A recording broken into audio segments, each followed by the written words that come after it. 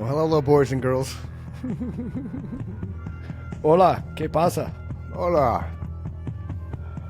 It's the Chris and Mike show. Happy day, everyone. I hope you're having a wonderful day thus far. And hey, thank you for joining us and spending time with our silly little shenanigans. We appreciate you. It is Valentine's Day, you know? It is Valentine's Day, so, you know, if you've On the been recording married, day. Yeah. So if you've been married as long as I have, it's like we don't do Valentine's Day. Like, I never did in any relationship I was in either. Yeah, For the simple yeah. fact, it sounds stupid, but every day should be Valentine's Day. No, right? but see, I agree with that. Like I randomly bring Nikki flowers. I write little sticky notes. That's what I mean. Yeah, it's you don't have to wait for the Hallmark occasion to show somebody how much you feel about them, unless you're little kids, like Little Man and Trip, Valentine's parties at school and shit, because they get the candy, all that kind of jazz, which is cool because they're kids. But true point. And I did this last week. I got her flowers, and I was like, "Fuck me! They're already $20 for just a dozen roses." And I'm just talking. They take 12 roses, cut the stems, drop them in a bag, and say $20. Now, a month before, and 2 weeks after Valentine's Day, you're going to get those same dozen roses for $10. You can get baby breath for $2. Throw a couple carnations in the mix, and all of a sudden, for $20, you have a nice little badass bouquet that you can show your favorite other person, whatever it is. You know, flowers. Like there's times where I'll get her flowers every week for a month just to do it, and I don't spend more than $10 because that's what they cost. So it's like eggs.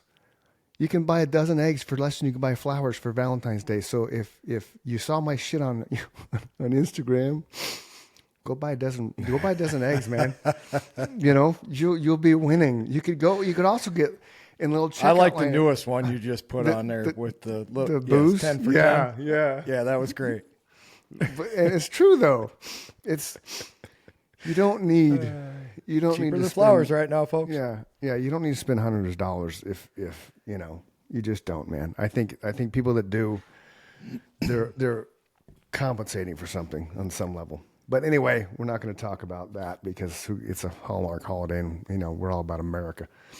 No, but And there's Hallmark- two things that you said in there that are actually good lessons in human nature. You saved Right. money, and Yep. you surprised your significant other in a moment when they would have not been expecting it, right? Everybody's Yes. expecting to get something on Valentine's Day because it is a corporate holiday, right? Yeah. Yep. So if you do it on August 2nd, not Right. that I picked that out of the air or anything, Right. nobody's expecting it because it's not Valentine's Day. So it's a win-win. Okay. You're getting roses for $10 and surprising the person that cares about you. Yeah. You know, if you have to do something for Valentine's Day, just do something out of the box. Don't subscribe to the norm. At least that's my, you know, I just don't see the point. But, you know, speaking of gifts, I found this in the closet looking for something today. This is my Pez office lunchbox. Oh, that's badass. You have Michael, Dwight, Jim, and Pam unopened. Okay, unopened. I must have bought this years ago when I was doing Good News Arizona. I was like, holy shit, that'd be cool to bring on the show today. So there you go, boys and girls. I like it. It's a Pez. Sooner or later, this shit, you know. Hoarder. That's really cool, man. Hoarder. I have all the bobbleheads. You got all the bobbleheads from I got the all the office? bobbleheads from the office. And at my other house, I had a shelf. We had a shelf built, so I had them displayed on the top shelf. I need to do that because I got to get them back out of the boxes, and you know, because it took me about 2 years to find them all. One of the cleaners we had one year broke. I had Daryl from the warehouse and broke his hand truck. I'm like, motherfucker! And then they put it back up just perfectly. So then when I went to move it for some reason, I'm like, what the fuck? You broke my Daryl hand truck? So, I just told a great story about that the other day that comes to mind. I wanted this Kmart semi so bad. I was probably 5, okay. 6. I don't know. Not very old. Right. My mom wouldn't buy it for me. Damn it, Kay. Yeah, well, I'm sure she had good reason. My Grammy bought it for me. Dude, you could have ended up being a trucker, man. Eastbound My down. Grammy bought it for me. That's good. And then my cousin broke the smokestack off. So I feel your pain. Fucker. I had that same feeling. Fucker. Yeah. Steel super glued it back together. And he was my hero. So Way to go, Steel. And you didn't end up being a truck driver. So that's good. Nah. That was probably the smokestack breaking probably derailed your dreams of being, truck driver and convoy, Chris It was all over. And the big rig, the reason why you're up in the big rig, you look down and, oh, look, little beaver, That was a great movie. That was a great movie. And they all lined up in the desert, this massive line of just 18-wheelers barreling down the desert. It's fucking crazy. I bet somehow it doesn't hold up today. It probably doesn't because they're all automated. They're all AI, artificially driven. Nobody's behind the wheel of the car, man. So you're watching Severance. Yeah, we started talking about that before you hit record. So I just started watching it last night. I watched the first 6 episodes. What a crazy concept. Right? It is. And I know a lot of people don't have Apple TV, so I mean, you can spoiler what you want for the first season, but I'm not if you don't have Apple TV, it's worth getting it just for that show, because if you like unique sci-fi kind of shows, or that's what it is. Like, yeah, I just thought the concept was really cool. It took me a minute to understand the concept. I don't know about you, but it took I know maybe 2 or 3 episodes to really wrap my head around, like, what? Like, really? Yes. So for half the day, you're somebody else. Yes. And that's it did take a while to wrap my head around that too. Yeah. Well, the work day. So more than half a day. 9 to 5. Should we tell the premise of it? I guess if we give the premise, it's not going to destroy the plot. So the premise, say Mike, when he goes to work every day, he parks in the parking lot. He walks through a door, and as he walks through the door, it magically erases his memory of everything that led him to that point in time. And as he walks forward into his job, all he knows is his job. Like, he knows his job from day one, but all he knows is his job. He has no knowledge of his personal life whatsoever. He could have, 3 ex-wives, 16, children from different baby mamas, and, all kinds of crazy shit. And he has no knowledge of that whatsoever. When in turn the workday's done, he walks back through that same door, and his brain re-expands, or whatever you want to call it. And all of a sudden he remembers everything about his personal life. And all he knows about Severance is he works there. That's it. He doesn't realize the gap in the understanding of the He knows where he works, and he knows the concept of what he accepted. Yes. Right? Because everybody accepted that role. Yes. But it is crazy that one doesn't know about the other at all. Yeah, it does. Absolutely. And that company, I can see where a lot of people would miss this, because it almost blew by me. Somewhere in those first 6 episodes, somebody asks what that company does, and whoever answers the question says, do you remember what she says? No, I don't. They make everything. Oh, okay. Like, literally at this point in time in human history, this company that is the base of the show literally makes everything. Okay. They control humanity. They control the products. Like, they're just basically in control. Yes, they're Amazon, but they also produce the items that they sell. Exactly. So after I heard that person make that comment, and the next time they showed him going to work, and you see that massive complex, that was my first thought. I'm like, that's what Amazon's going to be if they're left untouched. Yeah. It is a really cool concept of their headquarters, for sure. It's very sleek, nice little design. It's very good. It's either very good CGI, or wherever that building is in the world is massive. And or AI, which we know Tony Palmer loves. AI created it, Tony Palmer. He is a big fan. Name drop, Tony Palmer. Yeah. Hello, come Tony on the show. Yeah. So yeah, that's a cool show. And Apple has a couple other good shows too. Silo, if you've never watched Silo. Silo is an Yeah, you interesting talked me into concept. that one Okay. too. Silo's cool. I haven't started it yet though. We watched a movie last night, Nikki and I, called The Gorge, Gorge.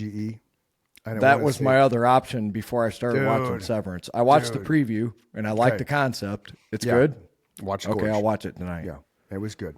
It was a good 2 hour, and it's not dragging ass 2 hours. It kind of coincides with a little bit of the silo concept, but on a grander scale. It wasn't what I expected at all, if that makes any sense. Like I didn't even watch the preview. I just saw it was a new movie. I'm like, okay, cool, let's watch this, because I get tired every now and then just Severance and Silo and the shows. Okay, you didn't watch the preview? No, I just saw it as a new movie, and what was kind of streaming in the background. I'm like, okay, we're gonna watch this, and that was kind of it. Yeah, I watched the 2-minute preview or whatever it was, and I was sucked in. So I put it in my watch list, and now that you watched it and you liked it, I'll definitely watch it tonight. Yeah, and then on Paramount we're watching The Agency. That's a good show. I think we talked about that. Yeah, that one's in my watch list too. Yeah, that's a good show. Landman's still not back for season 2, so she's just kind of sitting there hanging, right? Yeah, hopefully we don't have to wait 100 years for season 2 like we did Yellowstone, Yeah. It's weird. Your Matrix is bouncing in and out. I think Because that camera I know, it's cool. auto-focuses. It does. I gotta It's stop. cool. No, it's cool. It's cool. Every now and then it's kind of like Vertigo. Ooh. Oh, The Servant. Have you watched The Servant? Is that good? Oh my God, it's fucking freaky as hell, man. Okay, that's another one I watched the preview of, and I was kind of like, if this is what I think it is, it's going to be really cool, but if they don't do it right, it's going to suck. So What do you think it is? I don't remember what the preview was. You just named a title that was in my watch list. Yeah, so that's good too. That's a good show. Okay. Is that a movie or is it a series? No, it's a series. It's a series. All right. It's interesting. And that's on Apple too, right? Mm-hmm. All right. Yep.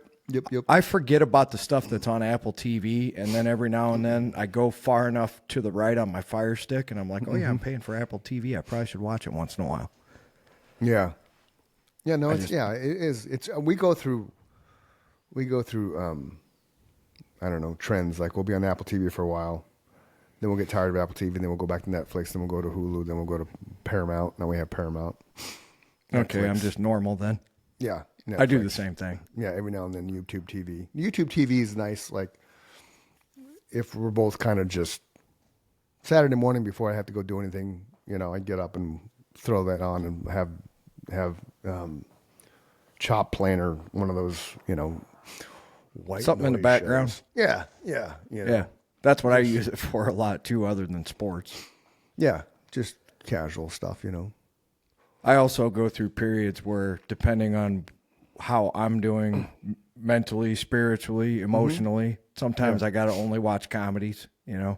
Well, yeah. I always have. Yeah. I've been after we turn everything off. She goes to bed. I'm in the Parks and Recreation mode right now. That's a good one. That's funny. Show. I've never made it all the way through that show, but the few times I have seen it, I thought it was funny. Yeah.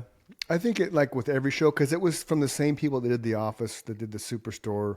Like it was the Parks and Rec was the precursor to The Office. So the way it was filmed, the people behind it, producers and stuff, the same that did The Office, same that did Superstore, the same that are doing what is it? The medical comedy now, Saint Dennis or something. Have you watched that? A little bit. It's an Office version type thing in a hospital. But these new sitcoms, to me, man, I just haven't.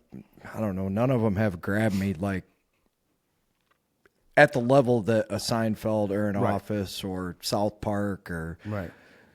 It's like, where's the unique? It's almost like it's impossible to be unique because we live in such a politically correct bubble wrap culture. Oh, fuck yeah. Oh, dude, if The Office came out now, it would be shut down in a month. Seinfeld came out now. Just the master of your domain episode or the Sponge, today's Sponge episode. That blasphemy.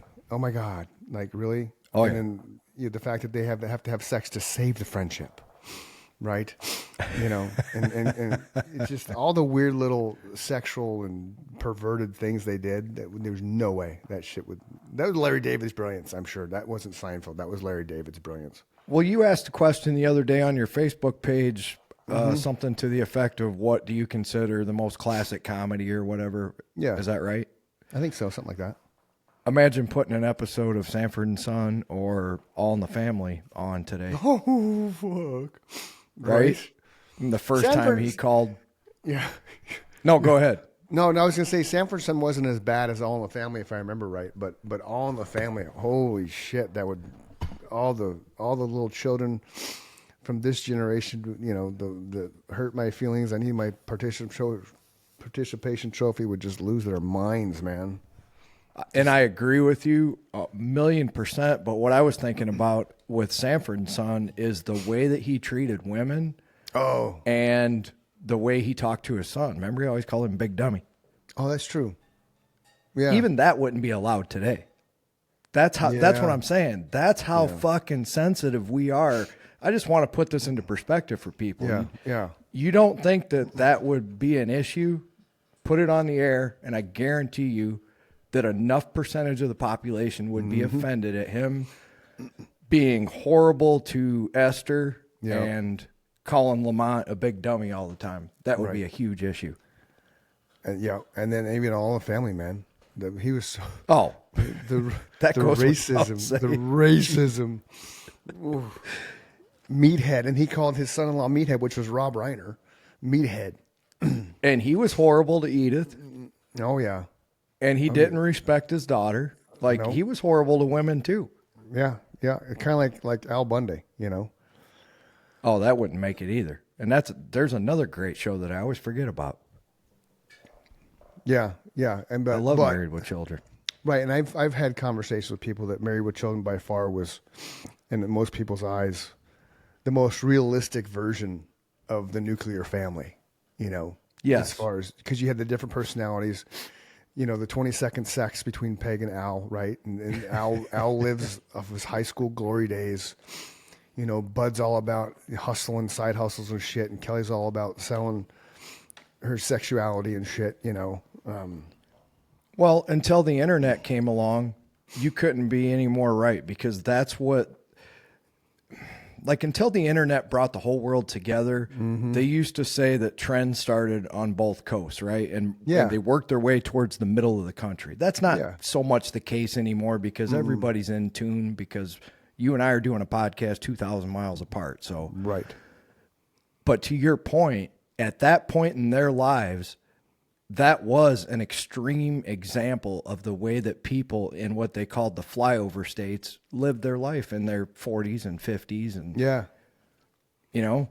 it was, once a year we have to do what we have to do in the bedroom, and the rest of the year we make fun of each other and exist. That's a terrible world to live in.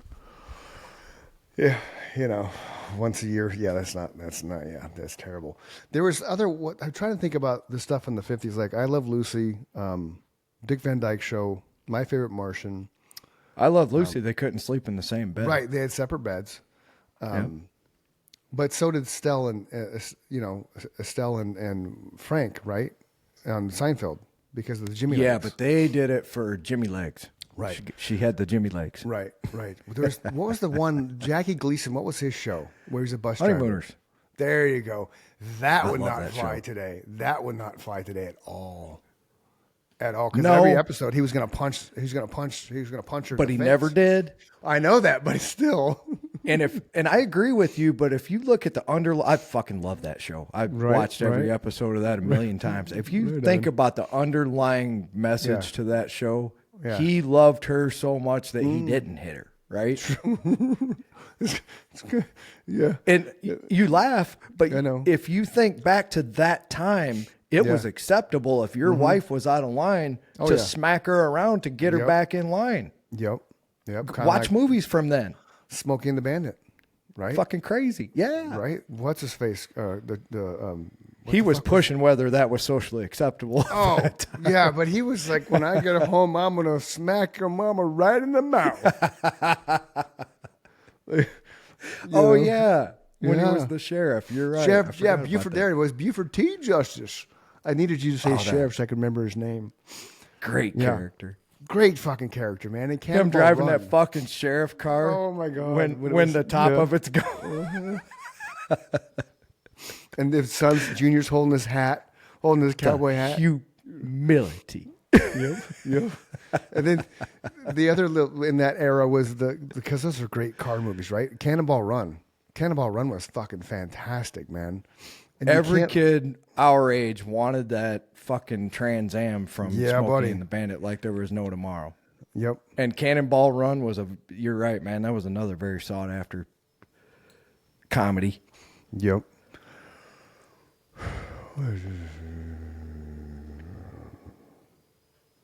I just got a weird text, man. Your car insurance or your car warranty? No, it's your appointment with Kurabe and Tuan Do is rescheduled. So I don't know who that person is, and a Do is a dentist, right? A DO? Yeah, is that no, a it's dentist? a doctor of osteopathy. What the fuck is that? I have no idea. May 20th. I'm fucking reporting junk. I don't know what you are. Osteopathy. What the fuck is that, man? Is that bone? Is that a bone doctor? So, a doctor of osteopathy, I just had this conversation yesterday. Talk about weird. Yeah. Somebody told me I needed to go to the chiropractor, and I was like, I would never go to a chiropractor. I would go to a doctor of osteopathy, though, because they're an actual fucking doctor. They have to have a medical degree. Okay. But they focus more on the holistic side of healing first, and then they use medicine, right? Okay. So they're like a chiropractor on steroids. They actually have a medical degree. Right on. So I went to the doctor yesterday. And that's a dummy's definition. So that people are out there screaming, that's not what it is. It's close enough. Right on. I've been to both. So I went, so I went to the doctor because of my neck, right? Yeah, we have the same issue. Well, I found That's out how I ended up at a DO. There you go. Okay, gotcha. So I found out that the PA that I saw, she actually spent time with a neurologist and had all this amazing information about the head, right? Physician's assistant, for those out there that don't know what PA is. Not a personal assistant. No. So she's feeling around my head, the one above my shoulders. Let's keep it clean, boys and girls.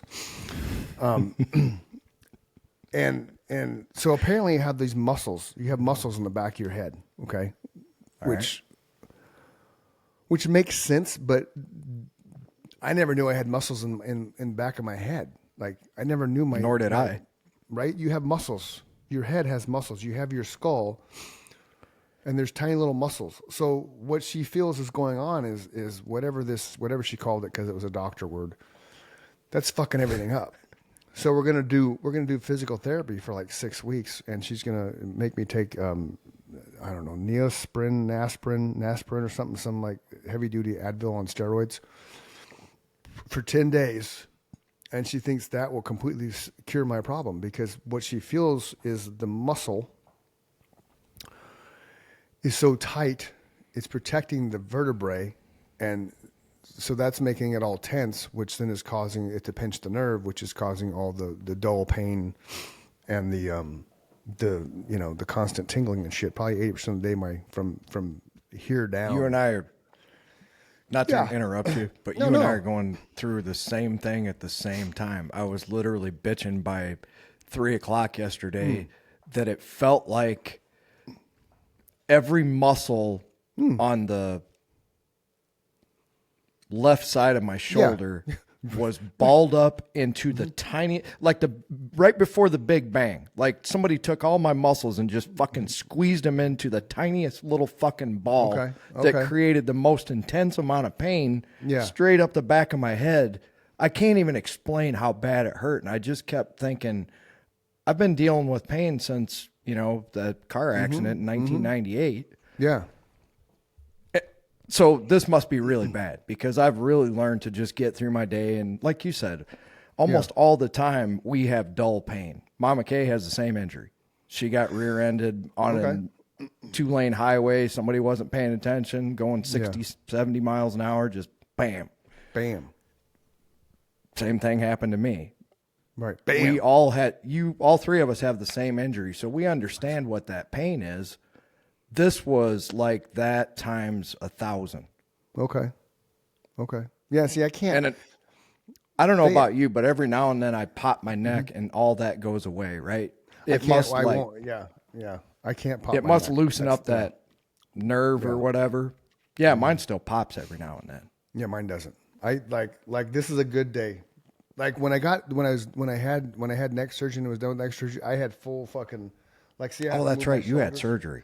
Yeah, so I had to move my head, my body to go that way. When I had neck surgery, the other side was just like this. It's like, oh, I'm just fucking free, like woo. But yeah, it doesn't. Now it's so.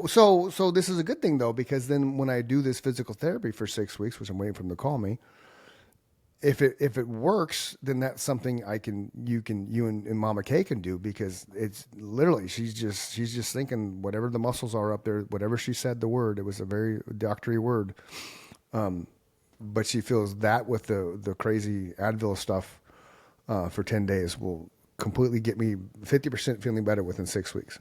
I was like, okay, let's give it a shot, because I don't want to go back to the neck doctor. I don't want surgery. And she's like, oh, epidural. I don't want an epidural.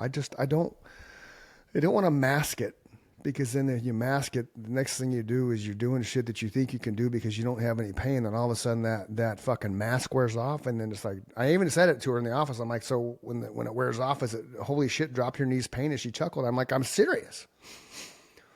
Like legit. She's like, well, some people get the epidural and it's good for a year and a half. Others, it takes 2 months. I'm like, yeah, I'm not playing that game.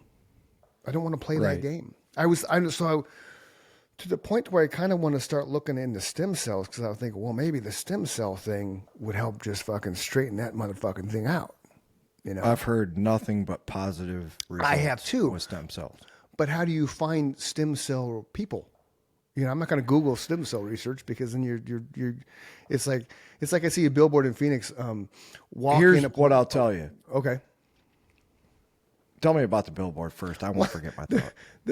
The billboard's for wisdom teeth. It's in Phoenix. No appointment necessary. Walk-ins available from $4.95 a tooth. What? Really? Fuck off. $495 a tooth. No appointment necessary. Walk-ins. Yeah. No, thank you. Yeah, right. Like, nah. That's kind of going. So your question is, where do you find a reputable? Yes. Oh. Right? See, that's the thing. It's because where would you... Because you don't want to Google that. Do you have shit. a good relationship with that doctor that you...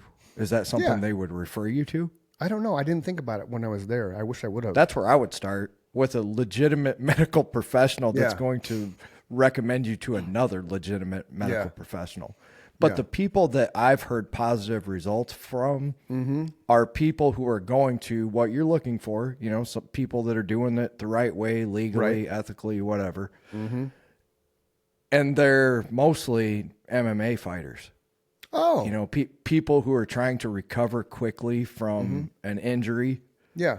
That would normally take, let's say, a year and a half. They go get stem cell injections, and 6 months later, they're 100% instead of 18 months later. Yeah. Interesting. So for somebody like you that's interested in working out, taking care of yourself, that's why I think, that's why immediately I said, yeah, I've listened to a lot of podcasts where these guys have had amazing results with stem cell injections, and they're mostly on your side of the Mississippi on the West Coast, and they talk about going to Colorado a lot. Okay. But I'm sure there's places in Arizona, because it'd have to be. The way that I found out about my injury is I went to Barrows back in the late 90s. Yeah. Yeah.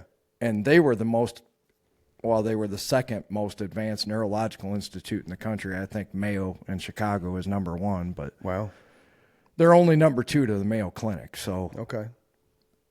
Somewhere in Phoenix, there's probably There's place got to that be. does it. I would guess. There's got to be, because I think it'd be cool to because really that would be a game changer. I mean, because I'm hopeful that what I do will be a game changer enough to the fact that then I can go back and do the things that I was doing, working out, that I've restricted myself from doing so, because the end result is, fuck, this hurts. Fuck, this hurts, like, ow. And it's not the moment of, it's afterwards. Like, I did stuff today and I'm just kind of waiting, like, this is going to fuck with me tomorrow. Well, and like you said earlier, if you listen to a lot of the medical professionals' advice and you start taking things that are going to mask that, and you don't tell them, hey, I'm an athlete, I work out, I do X, Y, and Z, I'm a runner. You have to be all up front with them, because now the game changes. Like you said, I'm masking it, and then I'm going out and running, and my foot doesn't hurt, or my knee doesn't hurt, or my hip doesn't hurt, because I'm masking it. And now I just ran 15 miles. What do you think's going to happen? Well, see, the irony of running right now. People running don't think about that. No, but running doesn't hurt, which is weird. Running, and my chiropractor, who isn't a true chiropractor, he's not to turn your head, crack, pop. He helps draw the muscle tension away from your spine. But he said it's because I'm moving. My legs are moving, and the head is whatever. But it doesn't hurt when I run, which is a trip. Now, after the run, the next day, I'm like, well, this fucking sucks, which is the fear of doing the marathon, because 26 miles is a long time to go if I'm going to be like, fuck you the next day. So we're up to 6 miles right now, so we're baby stepping that. How do you feel after 6 miles? The day of, I'm cool. The next day, it just kind of depends. But there's so many different factors, because there's so many different things I do, Like this week, I went in every day. When I get to D1, I drop little man off at school, and then I get there like 10 after 8. So I just go in there and do 20 minutes of core, because they don't do core. So, I know what core I can do that doesn't mess with the neck, which is cool. The guy today was like, hey, you're here early again. I was like, well, yeah, I'm doing, instead of sitting in my truck for 20 minutes, I'm going to come in here and do core. Oh, okay. Yeah, we don't do a lot of core. I'm like, I know you don't. That's why I'm doing core. So I held planks throughout the day. So I probably held a total of 15 minutes in planks throughout the morning, just in different situations of what we did. I haven't gone in and actually did, okay, I'm going to see if I can hold it 10-minute plank yet. It's on the agenda. So yeah, I'll keep you posted on the. Yeah. Just so you don't injure yourself. Is that what you're saying? Well, because when I'm holding it, I can feel it. I can feel the. No, I get the it. tingling. The tingling starts. That was a legitimate question. Yeah, so I can go. I did 5 minutes without even blinking an eye, but about a minute into it, it started tingling up. So it's like, okay, I kind of lean a little bit to the right, so it's like an off-center plank. But then there's so many other core exercises you can do that have the same impact as a plank. So you just adapt and change those things up. That's all, So it's all good. It's all good. It's funny you say that, but people don't think about it. And I try and be conscious, because I stand up most of my day. Like, we get a couple breaks in the morning and the afternoon, then you're like a half hour for lunch or whatever. But the rest of the 10-hour day, you're on your feet. Yeah.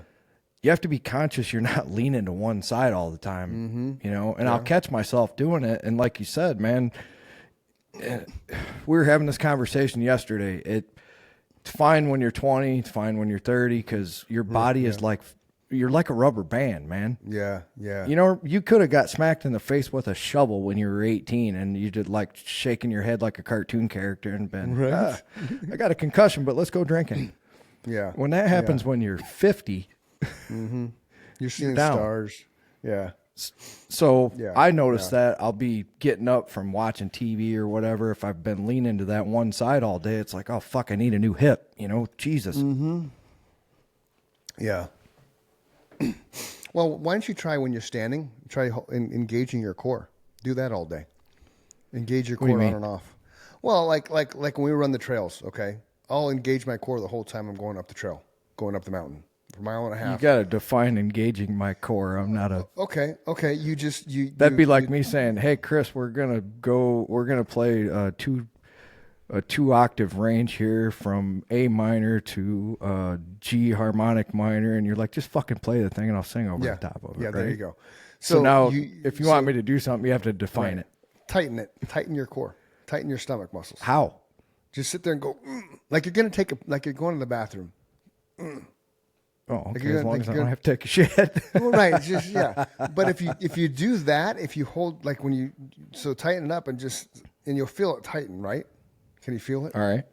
Can you feel it? Tighten your stomach muscle. Tighten them. Okay. Oh yeah.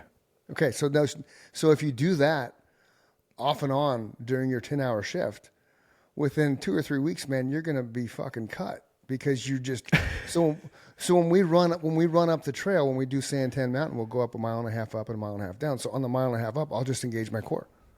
Like I'm sitting here while right you're now running. Yeah. So right now I have my core engaged because a lot of your strength of your body comes from your core. That's why it's such an important thing. That's why when you see, America's obesity and these fucking bellies and shit, that's why everything else isn't falling in place because you're not healthy from the middle of your right. What do we call it? The temple, right? The middle of your body's your core, right? Sure. So if that's engaged and that's intact and that's tight and it's, if you can hold a 9-minute plank, right? That branches out to the rest of your body. Like you're running, so much running comes from your core. So much lifting comes from your core. So much sitting and standing and stuff comes from your core. So if you get into the habit of tightening your core during the day, I'd be interested to see how you feel afterwards. When you get home after being so in the same spot. And I'm not saying make your stomach muscles, engage your core for 10 hours, but maybe start doing Like off and on. Yeah, like do it for 15 minutes of an hour. Try to hold during that entire hour 15 minutes total. So 2 minutes, 2 minutes, 2 minutes, break, whatever the case may be.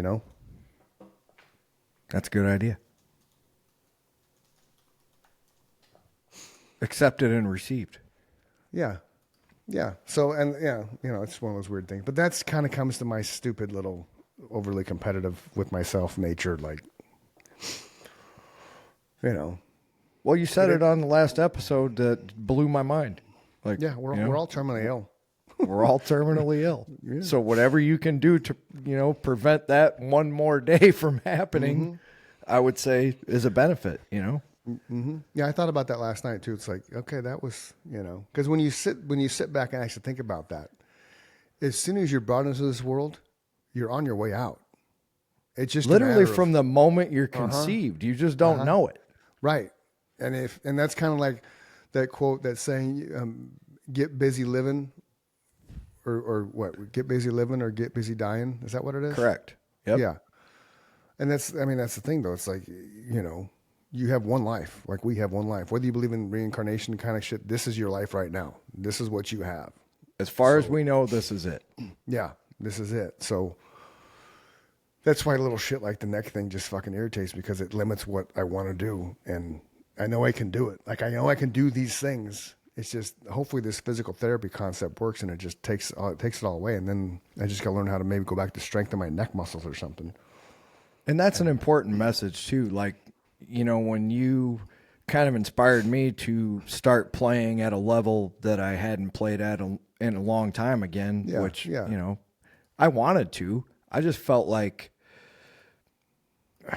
I don't know, maybe I just felt like I didn't have a reason to, so I was lazy. And then, we started talking about it and I had the same problem. I had to overcome a physical limitation.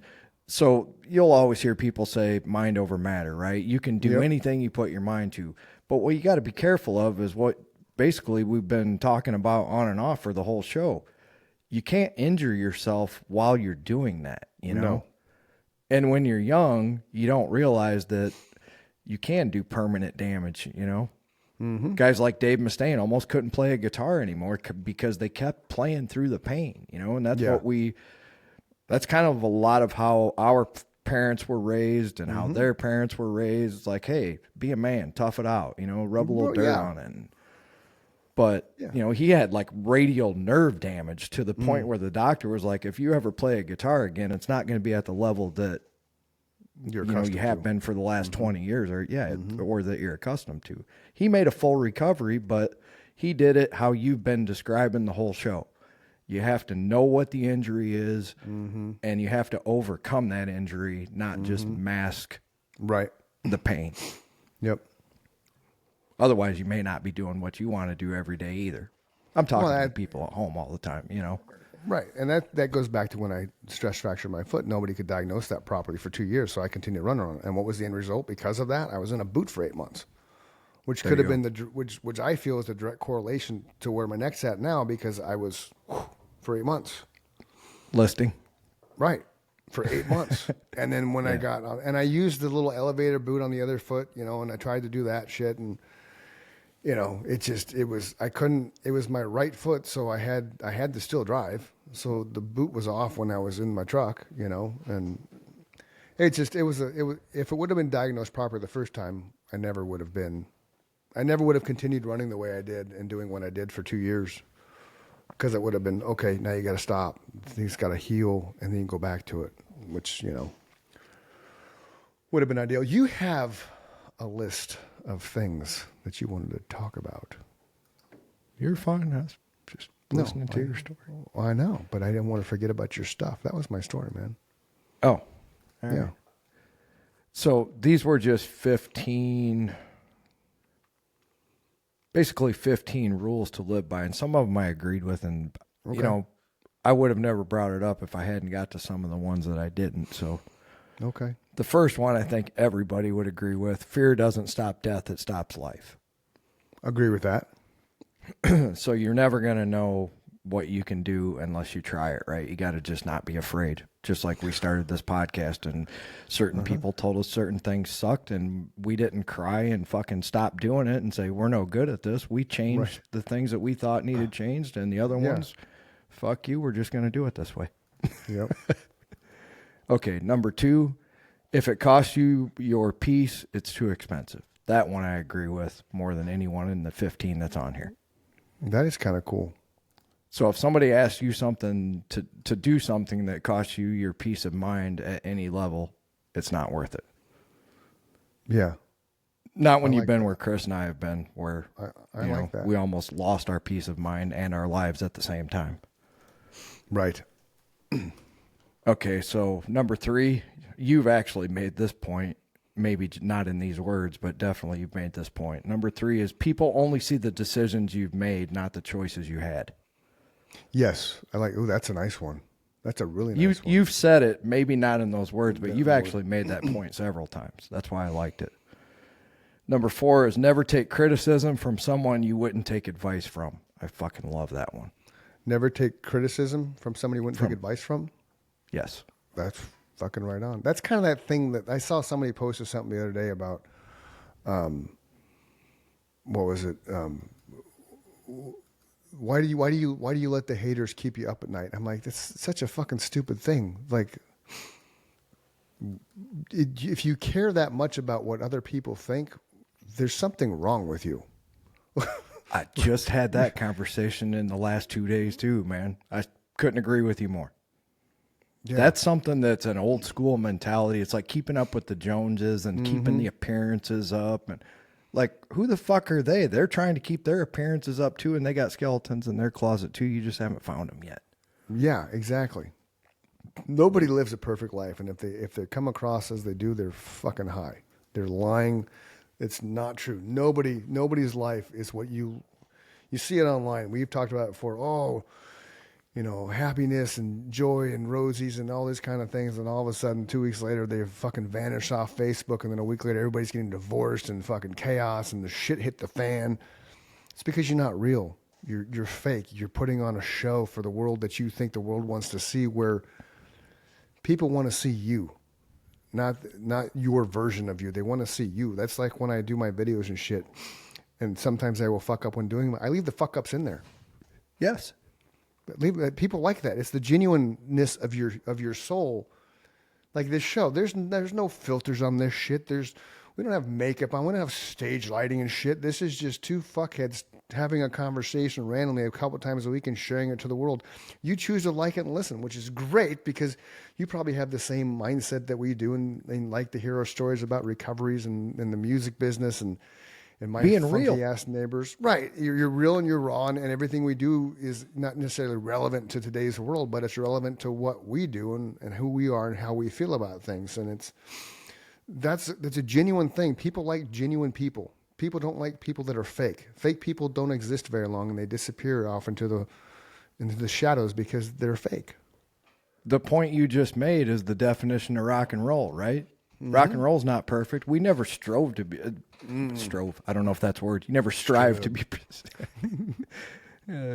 grammar police. I'm a grammar police, so I have to grammar police myself. Right you never on. strive to be perfect in rock and roll, right? You just do it. Yeah. Just don't stop, right? No train wrecks. Right. So the same thing applies to life. People don't, whether they realize it or not, those I always call them plastic families. You know, the plastic people. They go to church on Sunday, but they don't really live that life Monday through Friday. Right. You know, if you were on the inside of that facade of that beautiful brick home on the golf course, right? You wouldn't see the Beaver Cleaver family that you see sitting in the front row on Sunday. No, absolutely not. A lot of those are just illusions. Yeah. Those people don't interest me at all. They're super easy to figure out. They are. And so prime example that came to my mind, one of the first books I ever read was called Fatal Vision. It was about a doctor in a Navy base. Totally remember it. They made a movie about it. Yes. Made for TV movie. Gary Cole. Yes. And if you don't know who Gary Cole is, just think of Office Space. Yeah. We're going to need to have you work on Saturday. Yeah. That'd be great. And he was also Ricky Bobby's dad. Let's go get kicked out of Applebee's. Okay. So that just shows you how old he is. But that movie epitomizes what you just said. So you have this from the outside looking in, this successful fucking Navy surgeon, like the dude's got the world by the balls. He's got a beautiful wife and kids and picturesque Norman Rockwell fucking woo. Everything's honky dory. Around the time that the 60s where Manson's chaos was going on. And then all of a sudden, chaos ensues, and somebody broke into my house and killed my wife and kids and blah, blah, blah. And I was stabbed several times, and it all ended up coming out that he did it himself. He was fucking, I forget the reason why, but it always blows up in your face. Had to do with money, wasn't it? Like they were headed towards bankruptcy or something, and then he blamed like gang members coming in. Yeah, and they wrote raping his wife and killing her and stabbing her to death. Wrote Helter Skelter on the wall and pigs, for the derogatory term for cops So, you make the 5 o'clock news if you're fake. So just be real, man. Just be real. What else you got on your statements, man? Oh yeah, where were we? I like that. I like the discussion too, man. That was good. So, this is one of my favorite ones because being a musician and being in a band, and an artist, you can totally appreciate this. The magic you're looking for is in the work you're avoiding. Right? So there is no... We know as artists, and that's one of the downfalls of being an artist is you know what behind the curtain looks like, right? There is no real magic. It's fucking hard work. Certain people have gifts, you have a gift. You were blessed with a voice.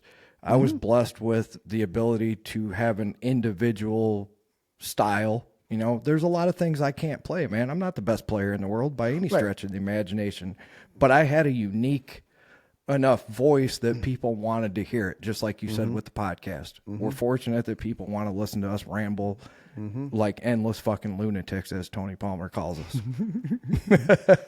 Right? So there is no real magic. It's the work you're avoiding that is costing you from being whatever you want to be. Right. Exactly. See what I just discovered? Can you see that? I did. Ooh.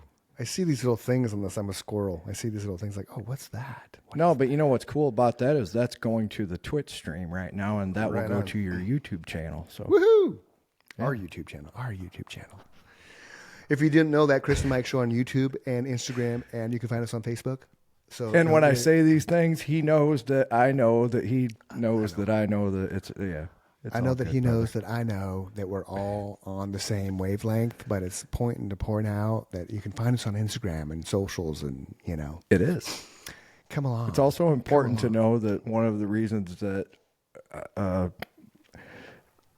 we are successful as a partnership in everything we do is that I'm confident that every time you want me to do something that I'm not doing, you'll just say that. I don't have to worry about wondering and yeah. Okay, Correct. so number 6. Hold that thought for 1 second. We are holding on, and this moment is brought to you by... See, he could have left all this for me to promote the Instagram page, but he just did it. He stole my thunder, and then he disappeared. Yeah, that's what singers do, ladies and gentlemen. They steal your thunder, and then they get all the chicks. And that last part was true, but he's right. Actually, if 19 more people would sign up for Instagram, I would get those analytics that he says I so love, and I do. Because it's easier to see where things are trending and what works and what doesn't, because that means we're giving you guys things that you like instead of me just guessing. So if you're a Facebook follower and you have an Instagram account and you're not following us there, head on over there, because we do post certain things there that don't cross over to Facebook. So definitely go check that out. And his YouTube channel has certain things that Spotify and Apple Podcasts don't have. So, and we'll be doing more of that too. I got some ideas behind that idea as well. So that's great. What's the idea? Hopefully that made sense. Oh, I made it funny first. I was like, see, he does all the things that I could have just done, like promote the Instagram and the Facebook and the YouTube. I said, but he just did it, and then he disappeared. So we did it again. I said to definitely go over and hit your YouTube channel and the Instagram. I need 19 more people so that I can unlock the analytics. Oh, sweet. Finally. Okay. And that you have certain things on the YouTube channel that are not on Spotify and Apple Podcasts and things like that. And I want to do more of that kind of stuff. Yeah. The YouTube. You know, the like YouTube, right now our bonus. Go ahead. Sorry, man. No, go ahead. Right now that bonus episode is like so old that you could just release it on YouTube as a YouTube exclusive, that kind of thing. Oh, right on. Okay. Cool. You know, go do shit like that. Yeah, YouTube's a little behind of Spotify and Apple just because It's we all had good. we had that one episode where I kept pressing stop instead of mark clip. It's all So, good. you know, that makes I just treat those like one episode. I just released them all. I know. You do what you want. I released them in stages. Okay, But so continue. I started when you did that, I started wrapping my head around the idea of, we need to do more stuff like that. You have one episode on there for sure that is not anywhere else. It's the very first thing we ever did. Yeah. Okay, so number 7 is ambition without action turns into anxiety. That was a new one for me that took me a second, but I figured it out. Ambition without action turns into anxiety. So if you're sitting around going, I'd really like to be a rock star. I'd really like to be a rock star. Eventually that's going to drive you nuts because you're not doing anything to move in that direction, right? Yeah. Much to Mama Kay's dismay, I had to go to the big city to actually form a band that would get noticed by anybody that cared, right? Nobody in Pontiac was going to sign me to a record label. No. Okay, Although number 9 is... You could have dominated Pontiac, though. You could have been like I could have. home of Mike Michaels. Welcome to Pontiac, Illinois, home of musician Mike Michaels. And that would have sucked. just for me, I mean, it's like I had higher aspirations than that. There's only 12,000 people here. Not that there's anything wrong with the people that live here. It's just there's That's not that awesome. many of them. Okay. To live a life most people don't, you must be willing to do what most people won't. Yep. I like that one. And that's so true. Yeah. Okay, so this is a great one that really struck me. If you want to make the wrong decision, ask everyone. I could see. I can see how that's a good one. You got to send me these. I like these. Okay. That's a good one. If you want to make the wrong decision, ask everyone. That one was a new one that struck me. I'm like, you know what? Yeah. Because I live that. A lot of these things I apply every day, which is why I'm sharing them on the podcast. Sure. I just apply them, not being Chris is the wordsmith. I write the music. So yeah. When I see these things put into words, I'm like, oh yeah, I do that. I just didn't know how to say it. Yeah. Okay. So number 11 is those who don't move won't notice their chains. So we just kind of described that. That's fucking awesome, dude. The visual of that one's cool. We just kind of described that when we talked about Married with Children with the people that lived in the flyover states when they didn't know that there was all these happening spots like Studio 54 in Hollywood, and, So if you just stay where you're at, you don't even realize that you're a prisoner. Think about that shit. So going on that topic right there. So back in the day, right, because there wasn't social media like there is now, like legit, Hollywood was a fairy tale, right? The East Coast was, Absolutely.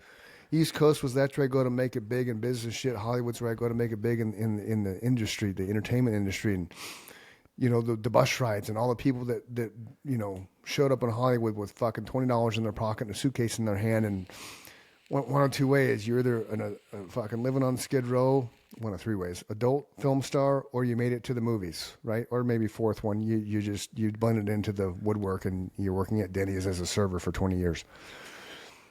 But you kind of lived that because you came from small town Midwest to one of the fastest growing still cities in America. Kind of, I did. Well, Yeah. Well, you didn't go to California though. You went one state, east. No, I thought I was going to the new happening spot, which turned out to be true. Right, which was good on you. But that's the thing. You nowadays with the internet and you don't. There's none of that. There's none of that. I'm gonna go to Hollywood and make it famous. You can make it famous fucking in your basement, in Podunk, Nebraska, because we broadcast this to 15 countries, brother. Right. Right now. Yeah. So it's live on Twitch. Yeah, that's kind of crazy that element of it's an illusion, right? It was an illusion back then that you tried to grasp onto, and it was almost like it was a different fucking world to us. Yeah. I mean, you were a little more in the know just being in the city, right? So the city moves and breathes and has a different culture than the country. It just does. It does. City people come to the country and they're like out of their element. Scott was totally out of his element when he came to Pontiac the first time. He was like, let me get this straight. You guys all get all dressed up on a Saturday night, get pissed up, drunk, and beat the fuck out of each other. Do I have this right? I'm like, yeah, it's pretty, wow. Not everybody, but yeah, we saw 5 fights in 2 days. So, oh God, that was his culture shock. You and I were used to going to a club, playing a show, and people were not really violent. So no, yeah, wow, interesting, man. What else you got? Number 12. It kind of goes along with the one that you gotta be willing to do things most people won't. But it says it's okay to live a life that most people don't understand. Yeah, I've done that my whole life. Yeah. I know most people don't understand the way I think, and that's okay. Yeah. If someone could only see your actions and not hear your words, what would they say your priorities are?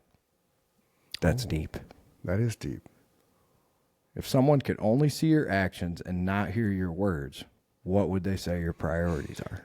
That kind of goes back with the character of a man is defined by what he does when he doesn't think anybody's watching. Or a character of a person, we should say, because, character of a human, it can be defined by what they do when they don't think anybody's watching, right? Correct. Yes. Yeah. My buddy Brian Morris's dad was like that. He got stuck on a road one time and nobody stopped to help him. So he grabbed Brian. He was a little kid and they had to walk like 5 miles or something. So from that point on, he carried a toolkit in his vehicle. And regardless of where he was going, when he was going, day or night, time of day, didn't fucking matter. If he saw somebody pulled over on the side of the road, he pulled over on the side of the road, regardless of what his commitments were, and offered that person some type of aid, whatever it may be, before and got them back running if possible before he went on with his day. That's amazing.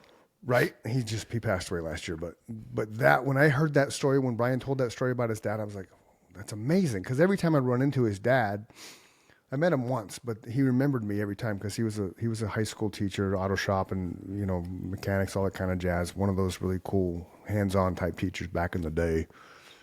But he always smiled when he saw me, and it was more just, I met him one time through Brian, and that was it. But because of that one chance meeting, every time I ran into him, because he ended up being a Rattlers football season ticket holder, so I'd run into him probably 3 or 4 times a year, and there was always just a big shit and grin on his face. Hey, Chris, how you doing? It was nice. It was cool. So I could see that. When I heard that story, I wasn't surprised by it, because you could tell he was a genuine human, and that's one of those things that we went back to earlier. Be genuine. Don't be fake. People like genuine human beings.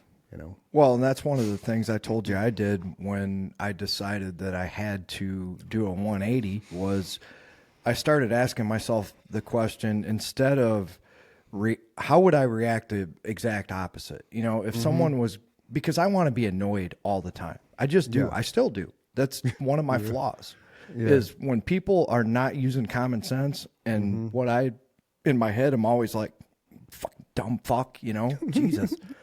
I'm that if way. I can see it, I'm not the smartest man on the planet. Why can't you see this? Why can't you just be nice in that instance? So I'm the same way. I say I'm more. Yeah, I that hits me more when I'm driving. Somebody yesterday. So there's a new thing coming out. I went to the Rotary meeting this past week, and there's a new thing coming out. There's a bunch of laws. There was a lobbyist that actually spoke, which is pretty interesting. One of the new laws that they're proposing is if you're in the left lane or HOV lane doing 65 miles an hour, you're going to get pulled over and fined a minimum of $200. They want you going with the speed flow. Limit? 65. But nobody goes 65 anymore. I'm going 74 to 79, and people are flying by me like I'm standing still. So they're saying if you're obeying the law, you're going to get a ticket? Yes. In that left lane HOV lane, because those are considered the fast lanes. Do you see the irony in this, though? I do. Oh, totally I do. But if you have 5 lanes of a freeway, you have the one that people come, right, the coming on off. Then just put a sign that says you must go with the flow of traffic and make that a law. The problem with that is... Don't is... say that if I'm obeying the law, I'm going to get a fuck... That's like saying... that... I don't know. Jesus, now I don't have a good fucking analogy. Right, but if you put... you have. I was trying to tie it to murder. Give me a good murder analogy, please. If you go with the flow of traffic, though, everybody's been going 90 miles an hour. Then we're not the Autobahn. We're an interstate. Just in that one lane. You must you must go with the flow of traffic. Right, exactly. Yeah, so everything if you're going 90, I have to go 90. Yes. Dude, I swear to God, dude. I swear to God, I'm going 74, 79, and people pass me like I'm standing fucking still. Like literally. I told you the speed limit in Michigan is 70 miles an hour, but if you're not doing 80, you will get run the fuck over, and the average speed is 85. I set my cruise at 84, and the cops don't even flinch. Yeah. Because there's people crazy. Doing 120. Yep. I don't get it. It's insane, man. It's fucking... There's another bill coming up. Diamondbacks, oldest, have, their stadium's as old as Jake is. So they want a new stadium. Okay, I'm an inaugural season ticket holder. Right on. This is how fucked up the Diamondbacks management is right now. They could add a simple $5 surcharge on every single ticket they sell. Okay? Across the board. Generate enough revenue from that in 1 year to build their stadium that they want to build. They make $20 million a year from just taxes and proceeds of merchandise, concessions, all that kind of shit inside the stadium. So that kind of goes back to, we talked about the Cubs. I bet something with the Cubs, because their shit's so expensive, they're recouping those costs somehow to maintain stadium maintenance and shit. $10 for water. Right. So $8 of that goes towards stadium maintenance, right? Theoretically. Diamondbacks same way. But instead, they're going to send it to the voters, and make the voters decide whether or not they want to agree to some stupid sales tax that will help facilitate a portion of the Diamondbacks building a new stadium where they could just take the already loyal fans, mind you, already the people that are already paying season tickets year in and year out, give them a $5 surcharge, give them something special when the new stadium opens up, like first chance at tickets or, inaugural shirts only to season ticket holders. Make something out of it that's just specifically for season ticket holders. Because you're paying the surcharge, you get this righteous gift because you're helping us build a new stadium. Hell, fucking put the name on a brick and the walkway going up to the stadium entrance, right? Something that would make somebody say, I'll fucking pay $5 for that shit. My fucking face will be on a brick, my name will be on a brick, whatever the fuck, like the zoo has. Why did they need a new stadium? Because it's the oldest stadium that's going right now. It's falling apart. It's not state of the art. Wrigley Field, Fenway Park. I know, dude. Wrigley Field's fucking brick and got ivy growing on it from the 1900s. Yep, I know. I don't get it either. I mean, I've gone there and it doesn't seem to be falling apart to me, but what do I know?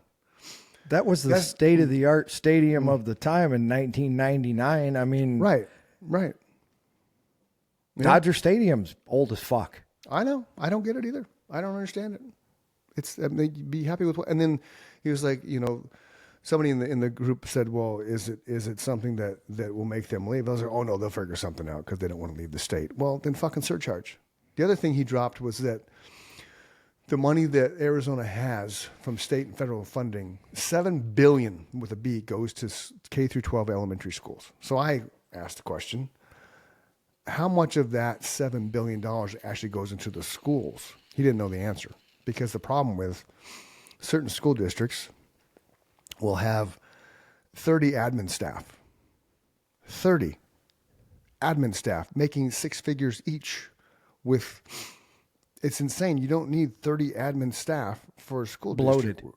Oh, it's very good word. Bloated like a motherfucker. The DOGE needs to go into the school districts and start fucking cutting that shit because the money's not finding its way in the classrooms. I know this because I live with a teacher. It's not finding its way in the classrooms. It's not keeping up with technology because they're paying all these fucking stupid salaries of people that have no business making the salaries they do because they're not in the classrooms. They're not the ones on the front lines paying their dues and trying to educate the fucks that we have in the world today.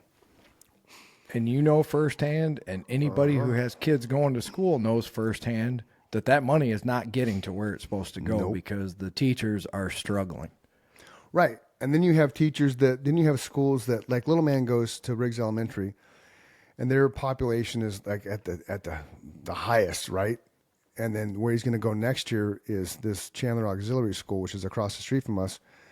They have like 500 students, whereas Riggs has, I think, like 2,000. It's insane because of open enrollment. Instead of making people go to the neighborhood school now, they have open enrollment. Oh, you want to go 2 miles away? Okay, you're transporting. We have that in this shit fucking podunk town, dude. Mm-hmm. Same concept. It's stupid. So listen, I could throw a fucking rock, and I'm not kidding you, and hit the school that I went to as a kid because I lived a block away, right? Yeah. I can see the house I lived in when I was a kid when I went to that school. Nice. If I had a kid that lived in this house, he would eventually have to go, like you said, all the way across town on a fucking bus to another school because that only services those grades, right? Yeah, which is stupid. It's stupid as shit. Mm-hmm. You cannot convince me that it's better for him to go there or her than it would be to walk 200, 500 feet. Right. Well, and the fucked up thing is the one that's by our house. They're stupid. They have to let some teachers go because they don't have the student population to number one maintain it. So then next year they're going to have higher classroom student to teacher ratio. But they're building a brand new subdivision right next to that school, and then they're going to build about 5,000 houses across the street from that. So in 3 years, that school's going to be busting at the seams, whereas Riggs is going to probably drop in population because all those kids are going to age out. So then you're going to flip the coin. You're going to be fucked, and they're going to be busting at the seams. You got to go back to just neighborhood schools and neighborhood schools. Yes, because it fucks them. I get high school because you want to go in and out of school districts for football and baseball and track and field and all that kind of jazz. You have a purpose for going to different high schools. And it's 4 years versus Right. 7. Exactly. You know, like, or 12 or 8, because some of them are K through 8. You have K yeah, through so 6. when I grew up, junior high was just 7th and 8th grade. I know they Right. changed that a That's long how it time was, ago. too. It Yeah. became 6th, 7th, and 8th grade Right. 100 Right. years ago. I get Yeah. that. But for you Yeah. and I, it was 7th and 8th was, Yep. and that's kind of weird, you know, Junior to go high. to a different school for just 2 years, you know. But it was Then you good, go to though, high because, but it was It good, though, was a because good transition. Exactly. That's what I was going to say, because you take Yeah. you take your elementary friends that you have, and then you go to junior high, which is in a different location. So now you have this potpourri of people coming in from different school districts, right? And From on different a elementary schools. on a cultural level, Mm-hmm. you go from being the big dog on campus as a 6th grader to the little dog again, but not that much of a little dog because those Right. people are only a year older than you. So you're like, Yes. fuck you, you know, you're big deal. You're an 8th grader. Okay. Yeah. But then you go be a freshman and, you know, Right. you hope that you live through that. Right. So yeah, I think our system worked better than what It they're did. doing now. I just agree. do. I do too, because then you always had fair student teacher ratio, you know, because it was the neighborhood, and you moved when people moved in, because people move in and out of neighborhoods, and as you moved in, oh, there's a school in the neighborhood, great, you know. I don't want to drive a little man to a school fucking 20 minutes away. Like, no, it's Well, and you know the struggle side of it because, you know, you live with a teacher and you know the value of the real estate side of it, that it used to be, hey, you know, if you lived, especially by an elementary school, yep, hey, from kindergarten to 6th grade, this is where your kid's going to go to school. They could ride their Right. bike there, you know? and that was the You whole can see point of it. that. That was the whole point of that. That's why we probably moved where we moved when I grew up, because the school was basically 3 blocks away. I walked 3 Yeah. blocks, and then I rode That's my bike why 3 my mom blocks. and dad bought that house. Right.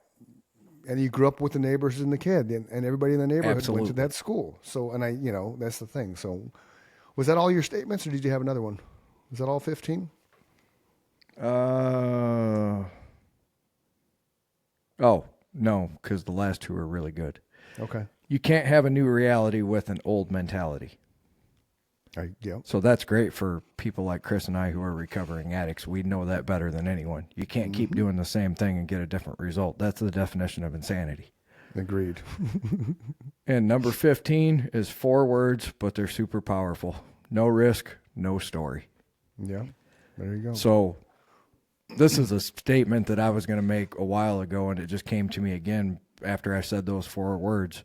Okay. It's unfortunate that the most interesting people that I know have the most tragic stories. But that's what makes good stories is when you live through it and you realize either that made me a better person or I'm never going to do that again because I could die. Yeah.